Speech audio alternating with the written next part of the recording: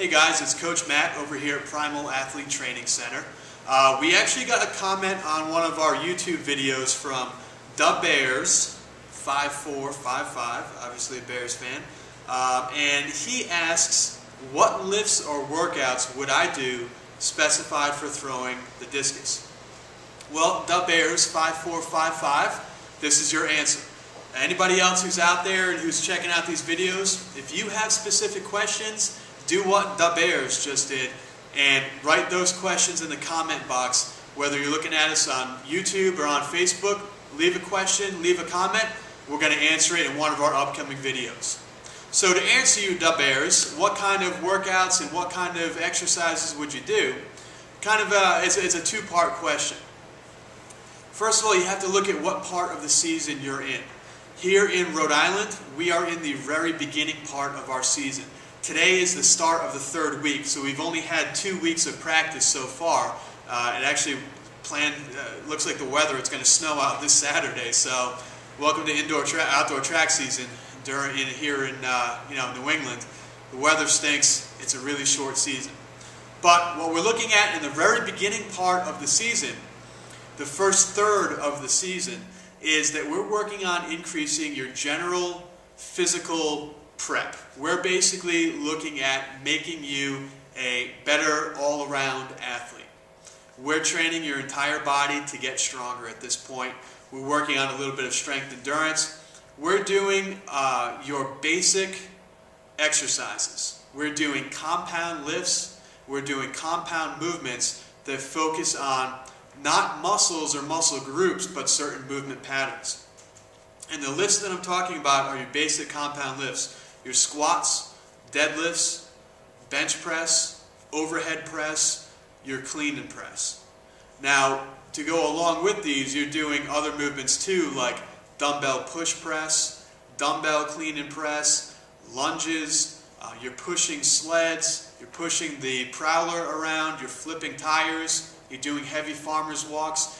We're doing movements that are not only going to get you stronger, but we're doing movements that are going to increase your general physical strength.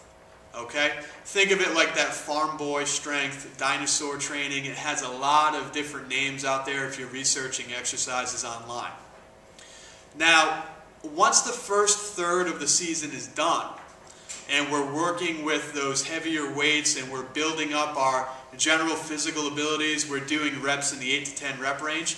Once the second third of the season comes along, this is where your sort of bigger track meets are going to be happening.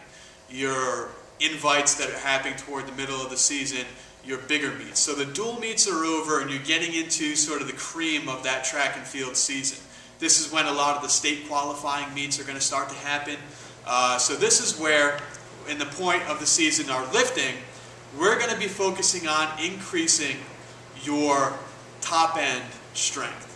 So now we're going to focus on, during the first third of the season, we figured out, we were playing with weights and we were using some heavy stuff. We figured out what your max lifts are in the bench press, the squat, the deadlift, the overhead press, and the clean and press. We know where you're at this point during the season. We know what your max bench is. We've got a great idea of, we've built you up so that your general physical strength is nice and high. Now that we know what your max numbers are, the second part of the season, or that middle chunk of the season, now we're going to be increasing those max lifts. So we're going to be working with higher percentages of your max lifts, and we're going to try to increase those max lifts and increase those max numbers to get you a lot stronger. So we've increased your strength endurance the first part of the season. Now we're increasing that brute strength. Still working with those compound, bare bones, kind of back to basics movements. Now, as that middle chunk of the season ends, now we start to get down to the championship part of the year.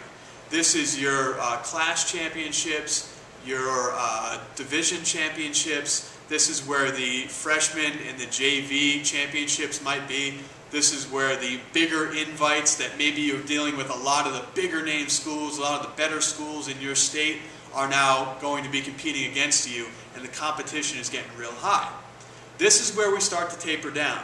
Still working with the basics.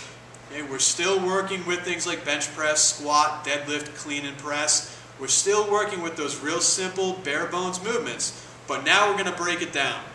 And now we're going to take about 50 to 65% of your max lifts, and we're going to work on moving that weight as fast as you possibly can.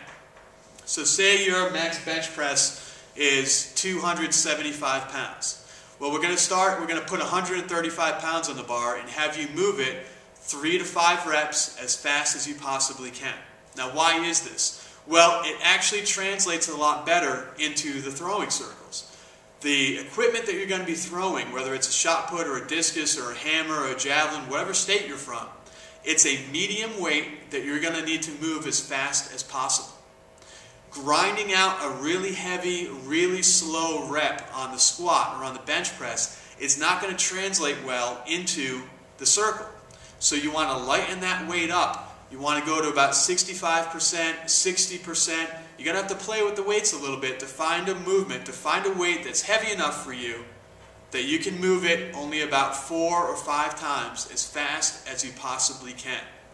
And then as you get toward the end of the season, as you get toward your state championship meets, you are going to peak. Meaning that your muscles, because you've been moving lighter weights faster, your muscles are now going to have a lot more energy, and you're going to have a lot more power at the end of the year for the big meets where it really counts. Hopefully this answered your question. If there are any other questions from any other throwers or coaches out there, please leave them in the comment box. Also, make sure that you find us on Facebook under Primal Athlete Training Center. We have a lot more tips. We have a lot more videos up on that page where you guys can go and check out things that you can practice throughout the season, or even tips that you can take out to the circle the next day to help you get better. We're going to put the link at the very end of this video. I want you guys to visit us today and to sign up and like that page so you can get these tips throughout the week.